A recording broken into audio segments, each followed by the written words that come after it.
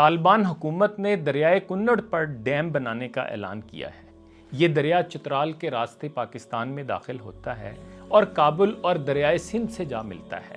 یہ دریا خیبر پختونخوا کی زراعت اور پانی کی فراہمی کے لیے نہایت اہم ہے، اور اس پر پابندی سے پاکستان کے کسانوں اور عوام کو شدید نقصان پہنچ سکتا ہے۔ یہ فیصلہ طالبان کے سپریم لیڈر ہیبت اللہ اخوند زادہ کی ہدایت پر کیا گیا ہے، جنہوں نے فوری تعمیر کا حکم دیا ہے۔ پاکستان اور افغانستان کے درمیان کوئی باقاعدہ آبی معاہدہ موجود نہیں، جس کی وجہ سے یہ اقدام مزید خطرناک بن جاتا ہے۔ ہم طالبان کے اس یک طرفہ فیصلے کی شدید مذمت کرتے ہیں اور پاکستان کے آبی حقوق کے تحفظ کے لیے فوری سفارتی اقدامات کا مطالبہ کرتے ہیں۔ پازیٹیو پاکستان